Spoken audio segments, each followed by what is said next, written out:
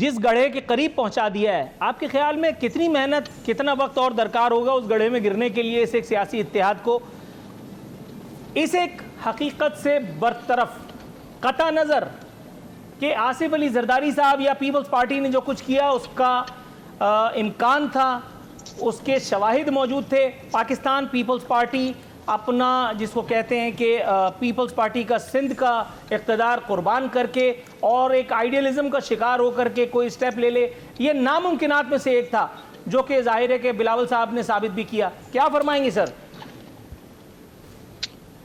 دیکھیے جی، آپ نے انٹرو میں بھی اس پہ بہت لمبا بحث کیا. تو نور اللہ رپین صاحب، اگر ایک بار ہمارا جو اعلامیہ ہے، جو آل پارٹی کانفرنس ہے اور اس کا جو اعلامیہ جاری ہوا ہے، اس کو آپ نکال کے پڑھے تو آپ کا بھی اور آپ کی سننے والوں کا جو کنفیوژن ہے وہ دور ہو جائے گا. اس اعلامیہ میں آخر میں، بلکہ آخر سے بھی آخر میں یہ لکھا ہے، 7 نمبر پہ یہ لکھا ہے کہ ہم عدم اعتماد بھی لائیں گے اور مناسب ٹائم پہ ہم مشترکہ طور پہ اسمبلیوں سے استعفائی بھی دیں گے. اس میں یہ نہیں لکھا ہے کہ ہم ضمنی الیکشن میں حصہ نہیں لیں گے.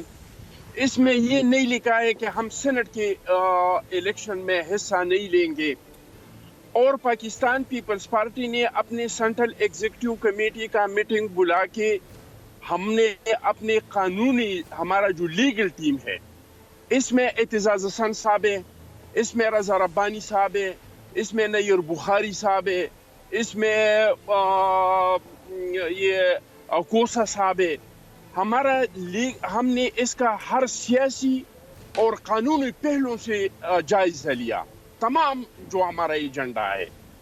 پھر ہم نے اپنا مشاورت لا کے اور ہم نے پی ڈی ایم کے سامنے رکھ دیا. اور میٹنگ کے بعد بلاول صاحب نے پریس کانفرنس کیا اور چیئرمین صاحب نے کہا کہ پی ڈی ایم کا جو بھی فیصلہ ہوگا، وہ کہیں گے کہ استعفائی دیں گے تو ہم استعفا دیں گے، وہ کہیں کہ ہم اپنا یہ جو ضمنی الیکشن ہے نہیں لڑیں گے تو ہم ضمنی الیکشن نہیں لڑیں گے. اگر پی ڈی ایم کا فیصلہ یہ ہو کہ ہم سینٹ کا الیکشن نہیں لڑیں گے تو ہم نہیں لڑیں گے. ہماری سینٹرل ایگزیکٹو کمیٹی کے جو سفارشات تھے وہ ہم نے پی ڈی ایم کے سامنے رکھ دیے اور پی ڈی ایم نے جو قابل قبول تھے اس کو قبول کیا اور ہمارے تمام استعفائی چیئرمین بلاول بھٹو کے پاس ہے. اور جب بھی استعفا آنے کا موقع آئے گا تو نور اللہ رپین صاحب یہ ریکارڈ کرے، یہ آج کا پروگرام یہ یوٹیوب پہ ہوتا ہے. میں آپ کو لکھ کے دیتا ہوں کہ پاکستان پیپلز پارٹی کے استعفاؤں میں قومی اسمبلی سے اور صوبائی اسمبلی سے ایک استعفا بھی کم نہیں ہوگا. Right sir, right sir, categoric answer, categoric answer. تھوڑا سا توقف کی استدعا. استعفا جمع کرائیں گے. جی عطا اللہ صاحب، وہ ایک فلمی ڈائلاگ ہے، آج خوش تو بہت ہوگی تم. ابھی انہوں نے اپنا بیان داغنا شروع کیا تھا اور آپ کے لبوں پہ جو مسکراہٹ کھلتی ہوئی نظر آ رہی تھی، میں تو چیں بچیں ہو رہا تھا کہ کس طرح سے کودی مار دوں، لیکن ذرا پروٹوکول بھی ہوتا ہے. سر، پیپلز پارٹی آپ کی انشورنس پالیسی نکلی، جو کہا جا رہا تھا وہی ہوا، جو ان کا ویو پوائنٹ تھا اخونزادہ چٹان صاحب نے دیا، قطع نظر اس کے. اس حکومت کو نفیس لوگ، وہ جن کی فائلیں آپ کے پاس ہیں، اور پاکستان پیپلز پارٹی جس کو میڈیکل این آر او آپ نے دیا ہے، اس کے علاوہ کس تیسری قوت کا سہارا ہے؟ اچھا دیکھیں، سب سے پہلے آپ یہ دیکھیں کہ پیپلز پارٹی کو استعفے دینے میں یا حکومت کے خلاف بہت شدت سے آگے آنے میں فائدہ کیا ہے. سندھ گورنمنٹ ان کے پاس ہے، اپوزیشن میں ہے، سینٹ میں نمائندگی ہے، چیئرمین بھی مشترکہ بیٹھا ہوا ہے ان کا اور ہمارا، اور وائس چیئرمین ان کا وہ سینٹ کا ہے. تو ملنا کیا الیکشن، نئے الیکشن کے بعد پیپلز پارٹی مرکز میں حکومت آئے گی؟ نو، نہیں آئے گی. تو اس کو فائدہ کیا ہے؟ اصل میں مسئلہ کس کا ہے؟ مسئلہ ہے نواز شریف صاحب کی ذات کا اور مولانا فضل الرحمان کا. میں پہلے مولانا فضل الرحمان کا بتاؤں. مولانا فضل الرحمان کو مسئلہ کہاں سے ہوا ہے؟ مولانا فضل الرحمان کو مسئلہ کے پی کے سے ہوا ہے. جب وہاں پہ ان کی حکومت ختم ہوئی تو دوبارہ ان کا یہ ارادہ تھا کہ اگلی باری پھر میرے ہوگی، تو وہ باری ختم ہو گئی.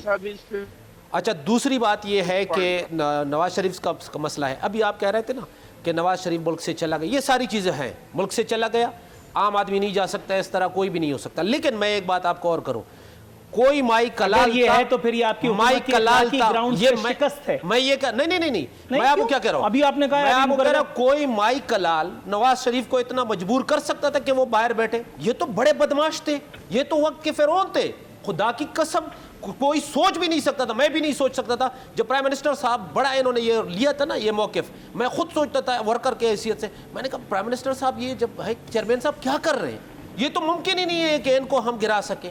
آج وہ جو ہیں وہ نہ گرایا ہے صرف, بلکہ باہر بیٹھے ہیں. اور دوسرا زرداری صاحب اس وقت بالکل یہ آپ کو کلیئر, جس نے بھی کہا, شہباز گل صاحب نے کہا کہ وہ سر بچانے کے چکر میں کہ میرا سر بچ جائے, وہ سر بچانے کے چکر میں.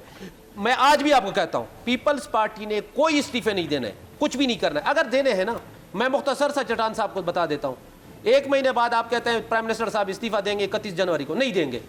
آپ نے استعفے کرنے ہیں, آپ نے سینٹ بھائی آج دیں استعفے, آ جائیں چلیں. سر 1 مہینے میں آپ کیا تیر مار لیں گے؟ اخونزادہ چٹان صاحب آپ نے 10 سیکنڈ مانگے, جلدی سے بتائیے. میں 10 سیکنڈ مانگا ہے. میں اپنے بھائی کو کہتا ہوں کہ تم یہ غلط فہمی دور کرو جو آپ کہہ رہے ہو وزیر اعظم صاحب, ہمارا وزیر اعظم صاحب. آپ کا وزیر اعظم صاحب کا اتنا اختیار نہیں ہے کہ وہ درانی صاحب کو جیل میں ملاقات سے رکتے. سارا دن آپ بھی تھے اور میں بھی تھے کہ انہوں نے جتنا زور لگایا تھا نہیں کر سکے. ہمارا احتجاج حکومت کے خاتمے کے لیے نہیں ہے, آئین کی بالادستی کے لیے, قانون کے لیے ہے, آزادی کے لیے ہے. اور اس کے لیے پارٹی سے قومی سے اگر ہمارے ہوئی. سر سگنل بریک ہو رہے ہیں, آپ کی آڈیو بھی کٹ کٹ کے آ رہی ہے, تھوڑا سا توقف فرمائیے. قیصر احمد شیخ صاحب, ایک سیکنڈ سر صرف 1 سیکنڈ کی آواز آئی ہے. ترجمانوں کے کہنے پہ نہیں دیں گے استعفیٰ, ہم شیخ رشید کے کہنے پہ نہیں دیں گے استعفیٰ, ہم عمران نیازی کے سر دے دیں. 31 جنوری پرائم منسٹر نے ریزائن نہیں کرنا ہے, 1 مہینے بعد چلے, آج 31 جنوری ہے, اس کے کہنے پہ آپ یہ دیکھ لیں. وقت جب آئے گا آپ دیکھ لیں, آپ یہ سمجھ لیں کہ آج 31 جنوری ہے. ٹھیک ہو گیا. اب قیصر احمد شیخ صاحب کے پاس جاؤں گا. قیصر صاحب, سر یہ جو موو تھا کس حد تک آپ کے لیے سرپرائزنگ تھا پیپلز پارٹی کی جانب سے؟ ابھی تو مولانا فضل الرحمان اور مریم بی بی نے مل ملا کر کے چوک چوراہوں پر یہ داستان افشا ہونے سے بچا لی ہے. یہ جو ساجے کی ہانڈی ہے یہ ابھی تو پھوٹتے پھوٹتے رہ گئی ہے. کب تک بچا لیں گے, خصوصاً اس ایک صورتحال میں کہ جو نظر آ رہا ہے کہ پیپلز پارٹی کے معاملات درون خانہ بھی کچھ ہو سکتے ہیں, جس کی تردید باضابطہ طور پر اخونزادہ چٹان صاحب فرما بھی چکے. جی دیکھیے بات یہی ہے کہ سب پارٹیوں نے, پی ڈی ایم نے جو فیصلہ کیا ہے, اب تو سب پارٹیاں اس کی پابند ہیں جو دیکھتے ہیں. لیکن میں آپ کو بتاؤں کہ ہماری اپنی پارٹی میں بھی یہ بات ہے کہ یہ اتنی ٹسل زیادہ نہیں, میں اختلاف رائے ہے. سب سے بڑی بات تو ہے ہماری پارٹی جمہوری پارٹی ہے, اور جب ہم اپنی پارٹی کے اندر بات چیت میں کوئی اختلاف بھی کرتے ہیں, اختلاف رائے ہوتے ہیں, تو وہ سنتے ہیں بڑی اچھی طریقے سے اور اس کو محسوس نہیں کرتے, مائنڈ نہیں کرتے.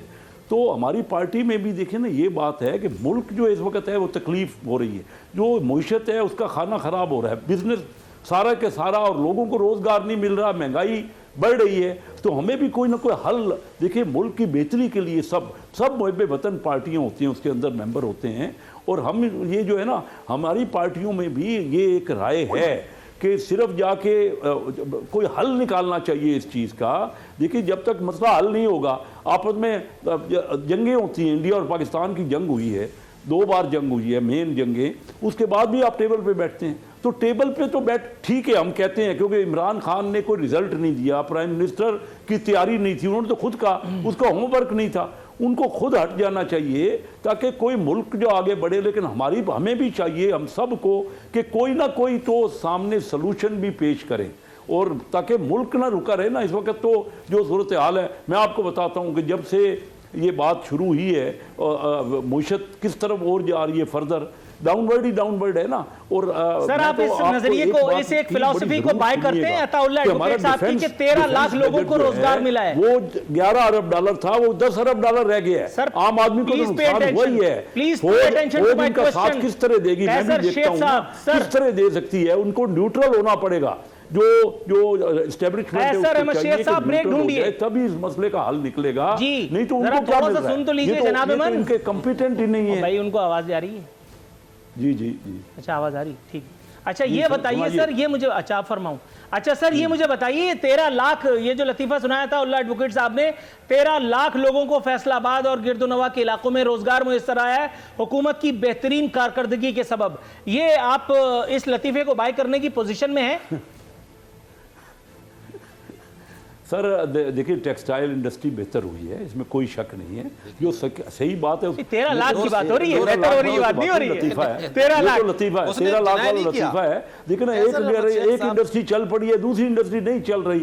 اوورآل اگر اکانومی میں اتنا ہوتا جنریٹ تو دکھایا جاتا نا، کوئی آمدنی ملک کو ٹیکس بھی نہیں وصول ہو رہے، آمدنی نہیں ہے اس وقت، جو فسکل ڈیفیسٹ ہے، جو بجٹ کا ڈیفیسٹ ہے پاکستان کی تاریخ کا سب سے زیادہ ہے، 3,500 ارب روپے کا بجٹ ڈیفیسٹ ہے، اور اسی وجہ سے یعنی آمدنی ہی نہیں بڑھ رہی، خرچے بڑھ رہے ہیں۔ انہوں نے تو کہا تھا کہ ہم خرچوں پہ رکاوٹ ڈالیں گے، یہ بار بار یہ ہر آدمی انہوں نے رٹا چڑھایا ہوا ہے، جو یہ کہتے ہیں ٹریڈ ڈیفیسٹ کم ہو گیا ہے۔